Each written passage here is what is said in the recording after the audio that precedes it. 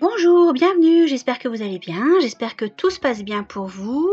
Nous sommes toujours dans la saison 1 du Bootcast, toujours dédié à l'activité d'études nationales bouddhiques niveau 1, qui se déroulera le 19 octobre 2025, et nous attaquons aujourd'hui l'épisode 15, qui porte sur la grande partie 4 et le petit 1. La grande partie 4 se dédie à l'héritage et à la tradition de l'humanisme bouddhique, et le petit 1 aujourd'hui traitera du thème de Shakyamuni.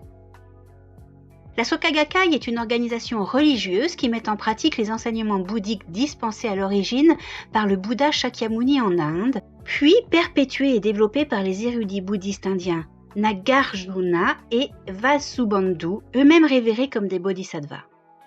Vinrent ensuite les grands maîtres Tiantai et Miaole en Chine, le grand maître Dengyo et Nichiren au Japon. La Soka Gakkai s'emploie à préserver l'héritage et la tradition de l'humanisme bouddhique auquel Shakyamuni a donné naissance et qui prône le respect de la vie ainsi que tous les êtres humains. La Soka Gakkai se fonde sur le Sutra du Lotus, texte central du bouddhisme Mahayana, et prône une pratique et des activités bouddhiques adaptées à notre époque. Elle perpétue l'esprit fondamental du Sutra du Lotus tel qu'enseigné et illustré par Nichiren à travers sa vie et ses actions. Voici donc la vie de Shakyamuni. Shakyamuni naquit prince dans l'Inde ancienne.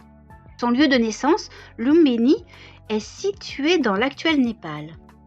Dans sa jeunesse, Shakyamuni fut le témoin des inévitables souffrances de l'existence, la naissance, la vieillesse, la maladie et la mort.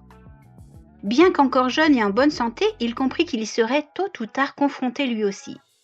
Il décida de quitter son foyer pour se lancer dans une quête spirituelle afin de trouver une réponse à ses souffrances fondamentales. En sa qualité de prince, Shakyamuni jouissait d'un grand confort et d'une aisance qu'une grande partie de la population pouvait lui envier.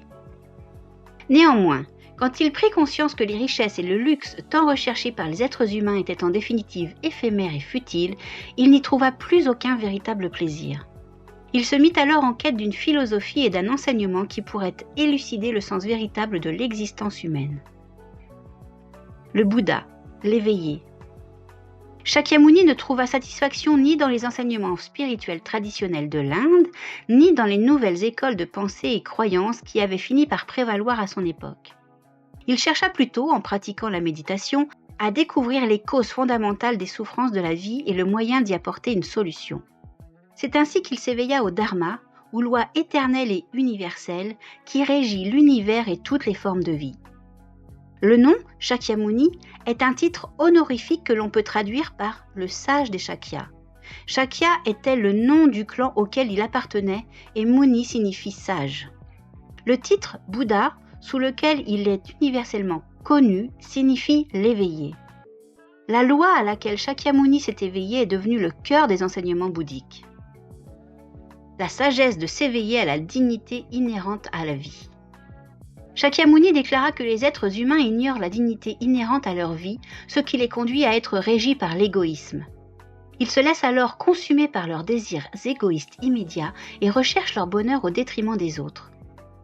Il enseigna donc que la voie la plus noble et la plus admirable vers une vie authentiquement digne consiste à s'éveiller à la loi éternelle et universelle qui existe en chacun de nous et à revenir à la pureté de notre état de vie originel en nous affranchissant de l'ignorance ou obscurité fondamentale. En ce sens, l'enseignement du Bouddha correspond à ce que l'on pourrait appeler une restauration de la valeur de l'être humain.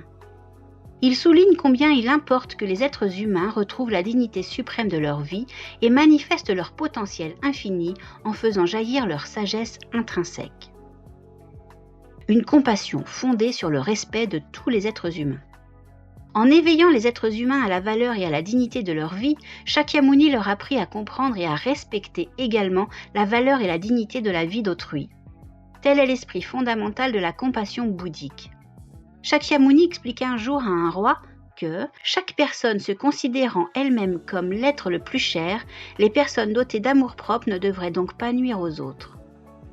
La compassion telle qu'elle est enseignée dans le bouddhisme consiste à comprendre que les autres sont aussi importants et précieux que nous-mêmes et que nous devrions les chérir autant que nous nous chérissons nous-mêmes. C'est un enseignement qui repose sur la compréhension et le respect mutuel. Le Sutra du Lotus, l'essence même du bouddhisme Mahayana. Shakyamuni exposa ses enseignements pendant près de 50 ans. Après sa mort, ses disciples rassemblèrent ses paroles et ses actions. Les principales doctrines du Bouddha furent compilées sous le nom de sutras. Parmi tous ces enseignements, ceux qui traitent de la compassion et de la sagesse sont au cœur des sutras du Mahayana. Et le plus éminent d'entre eux est le Sutra du Lotus, qui a été reconnu comme le roi des sutras.